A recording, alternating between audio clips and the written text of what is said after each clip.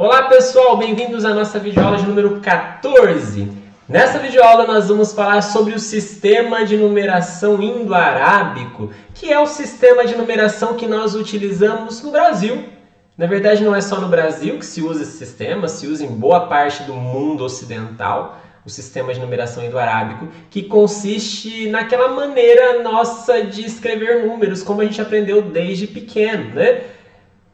Por exemplo, se eu escrever para você um número, tipo, sei lá, assim. Você sabe que esse número não é 1, 2 e 3 isoladamente. Esse número, por exemplo, não é, sei lá, não significa 6 unidades. Uma unidade mais 2 mais 3. Você sabe que quando eu escrevo desse jeito, você já entende que este número ele é o 123. Você já olha e pensa assim, olha, esse 3 realmente é o 3 que eu estou pensando, mas esse 2 aqui, não é bem, ele não está valendo 2 aqui. Ele é o algarismo 2, mas ele não está valendo 2 aqui, ele está valendo 20. E esse 1 não é bem, o valor dele não é bem 1 aqui, ele é o algarismo 1, mas ele está valendo 100.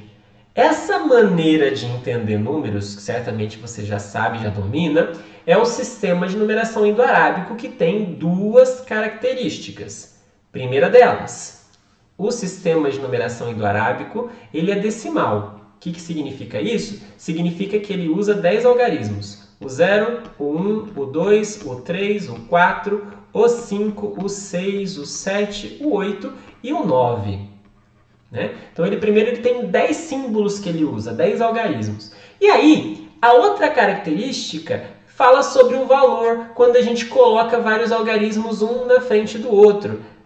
O sistema é posicional. Quando eu coloco vários algarismos um na frente do outro, o valor não é exatamente o valor do algarismo, mas depende da posição. Então, voltando para o nosso exemplo lá, o 123. O 123, o 3 tudo bem, ele significa 3 unidades, mas o 2 não significa 2, ele significa 20, porque ele está na segunda casa de direita para a esquerda. E aquele 1 ali também não significa 1, ele significa 100, porque ele está na terceira casa. Né? Então, na verdade, a gente pode entender que isso aqui é o 3, mais 2 vezes 10, mais 1 vez 10 ao quadrado e tal. A gente sabe que todo número natural pode ser escrito desse jeito, com algarismos de 0 a 9, escritos como soma de potências de 10 multiplicadas por esses algarismos. Tá? Aliás, vamos provar isso aqui de uma maneira um pouco mais geral. Claro, esse é o sistema de numeração indo-arábico. Existem outros que você pode encontrar por aí, às vezes determinadas civilizações mais isoladas podem ter seus sistemas. Já há relatos históricos, por exemplo, de civilizações que utilizavam não a base 10, mas a base 5, tinha seu jeito de escrever. E a gente pode pensar em um que costumeiramente a gente aprende na escola, que é o sistema de numeração romano. O sistema de numeração romano é diferente do nosso. Né? Por exemplo, se você pensar nos símbolos que ele usa o 1 assim, ele usa o 5, ele usa o 10 e assim por diante. Estou só separando alguns símbolos aqui. E ele é um pouco diferente do nosso. Você vai falar assim, mas ele também é posicional. Mais ou menos. Se eu escrever isso aqui, você entende que isso aqui é o número 4. Se eu escrever isso aqui, você entende que é o número 6. Tá vendo que é posicional? Mudou o 1 e o 5 de lugar, mudou o valor. Mas não é bem isso. Porque não faz... Quando eu tiver que escrever, por exemplo, o número 14, 14, ele é assim. 10 e V, 14. Se eu trocar o X de lugar, escrever assim, isso não faz muito sentido. Entende? Não mudou o valor do x por ter trocado ele de lugar. Ao contrário, esse número não faz muito sentido.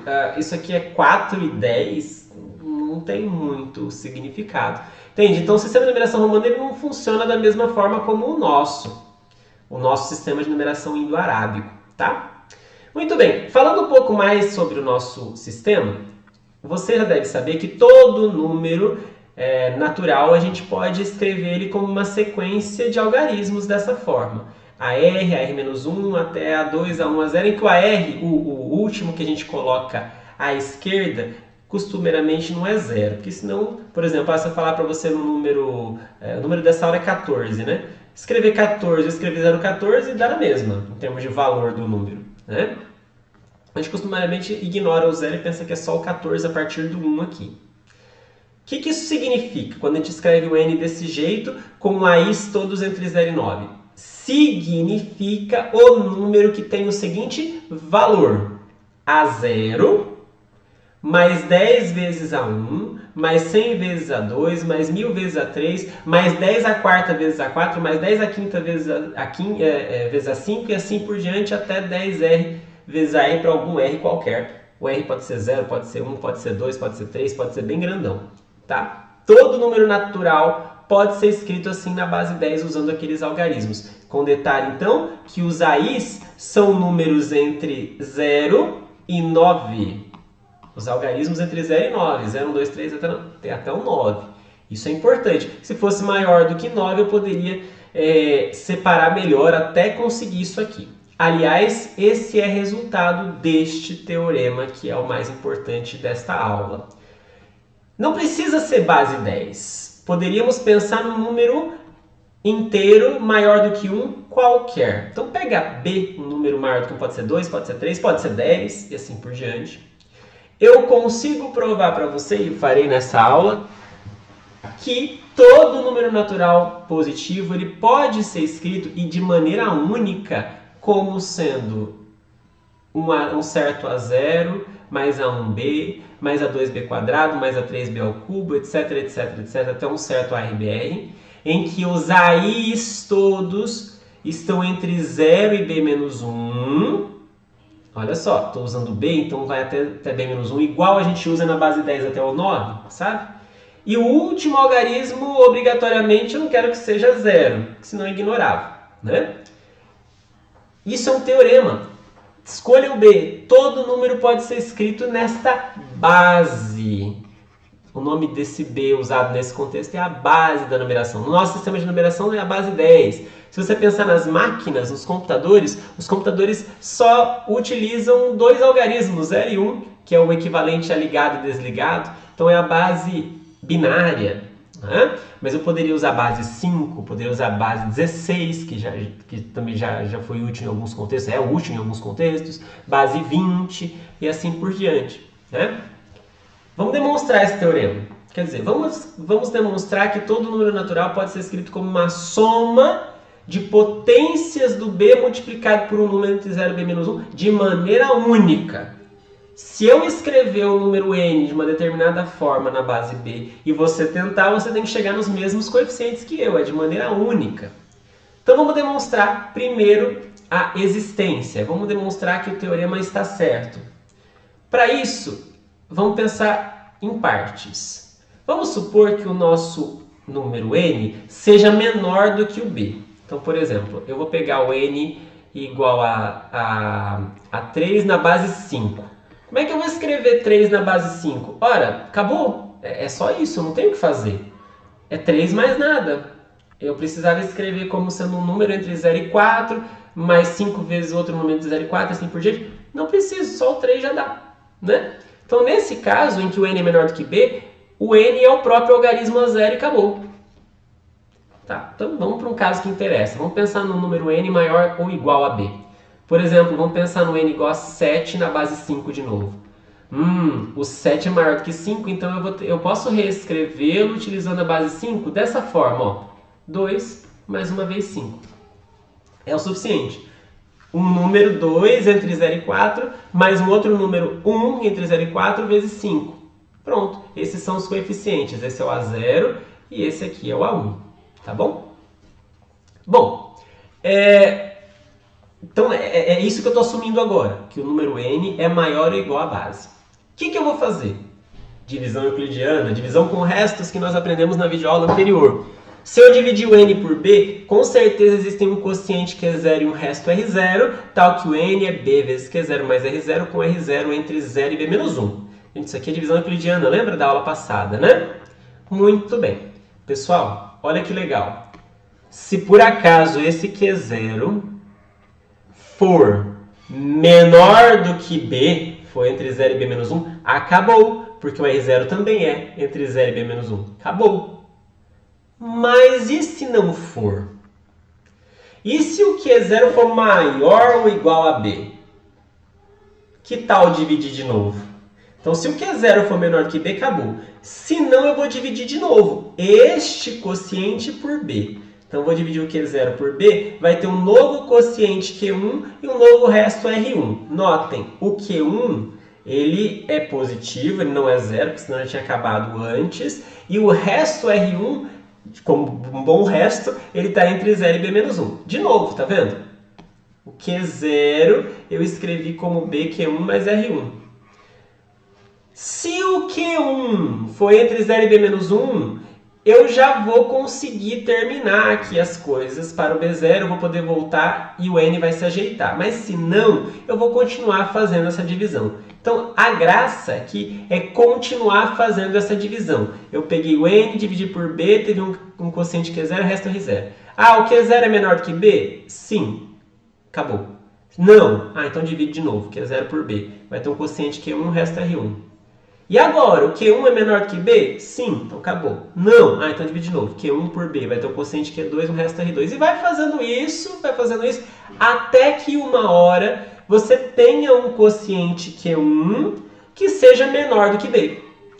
Isso vai ter que acontecer porque o N é um número finito. Então, uma hora esses quocientes vão diminuindo obrigatoriamente. Então, uma hora ele vai chegar no limite. Em uma hora ele vai passar para baixo do B. Não tem como ele estabilizar em alguma faixa ou coisa assim. Então você faz isso sucessivamente até que você tenha o QR-1 menor do que B. Muito bem. O que você faz com isso tudo? Junta. Passo a passo. Você pega o Q0 daqui e substitui ele na expressão de cima. Esse Q0 todo. Você pega esse Q1 e substitui nessa aqui de cima. Essa expressão toda. E assim por diante. Quer ver? Quem era o N mesmo?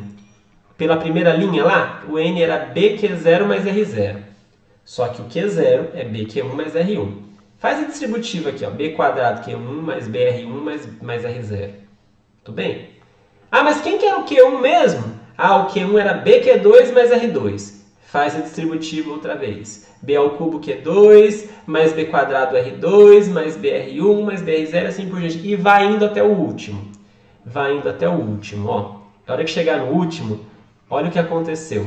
Lembra que o R0 aqui, ele é um número entre 0 e B menos 1? Lembra que o R1 também? Lembra que o R2 também, e assim por diante? Agora, esse quociente também, ele inclusive não é zero e ele é menor do que B também, pelo que a gente falou. Eu só vou parar a hora que acontecer isso. Então, todos os coeficientes que apareceram aqui estão na faixa entre 0 e B menos 1.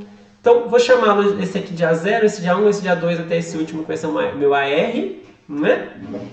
E pronto, escrevi o número N como sendo uma soma de potências do B multiplicadas por coeficientes aí entre 0 e B menos 1. Provada a parte da existência do teorema.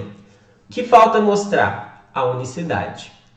Então vamos provar que se eu escrever o N com uma determinada forma na base B e você tentar fazer, você vai ter que chegar na mesma resposta que eu. Então como é que a gente faz isso? Vamos assumir que a gente tem duas formas de escrever o N. Vamos supor que o N possa ser escrito como A0 mais A1B mais A2 quadrado, etc, etc. Com todos esses A's, lembra? Entre 0 e B. Aqui também, vamos supor que a gente consiga escrever de uma outra forma com coeficientes A e' entre 0 e B. De novo, tá vendo? Aqui tem um detalhe, eu coloquei o mesmo R, mas não precisava, podia ser um outro coeficiente S aqui e vai dar na mesma do que eu vou dizer. Tá? Vamos supor, então, que o N possa ser escrito assim e assim. Então, vamos fazer o seguinte. Como esse N é o mesmo desse, então quer dizer que eu posso igualar essas duas expressões. Aí fica assim, A0 mais A1B mais A2B quadrado e assim por diante. Isso aqui é igual ao de baixo. Então isso aqui vai ser igual a A0' mais A1', B mais A2', b quadrado e assim por diante. Pessoal, joga tudo que tem potência do b para o lado de lá e traz esse A0' para cá. O que vai ficar? Vai ficar A0 menos A0' e do lado de lá tudo que tem um b na expressão. Então, eu acabei de escrever A0 menos A0' igual a b vezes alguma coisa. Não importa, mas eu consegui pôr o b em evidência. Registrei isso aqui, ó. O A0 menos A0' é o b vezes alguma coisa e pouco importa essa alguma coisa. Só que, atenção, tanto o A0 quanto o A0' estão entre 0 e b. Quando eu faço uma subtração entre A0 e A0', isso não pode ser maior do que b e não pode ser menor do que menos b. Consegue entender? Olha só, se subtrai um do outro, isso com certeza vai estar entre menos b e b. Entre menos b e b. Mas olha só que interessante. O A0 menos A0', ele é b vezes alguém. Se ele é b vezes alguém, então tem que ser um múltiplo de b. Ou ele é 0, ou é b, ou é menos b, ou é 2b, ou é menos 2b, ou é 3b, etc, etc, etc. Só que, pelo que eu acabei de comentar, isso está entre menos b e b estritamente. De todos os múltiplos de b, qual é o único que está estritamente entre menos b e b? O 0. Ou seja, o A0 menos A0' só pode ser 0. Mas se o A0 menos A0' é 0, é porque o A0 é igual ao A0'.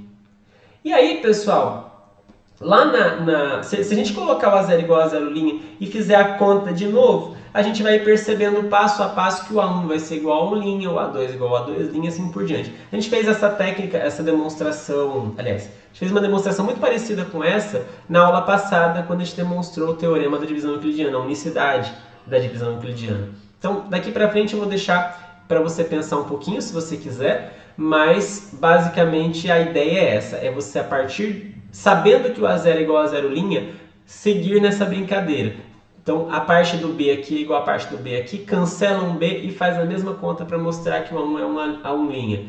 Depois que o A2 é igual a 2', assim por diante até o último. Você vai conseguir, então, provar que, independentemente de como você tenta escrever o n na base b, de um jeito ou de outro, no fim das contas, os coeficientes têm que ser os mesmos. Tá certo?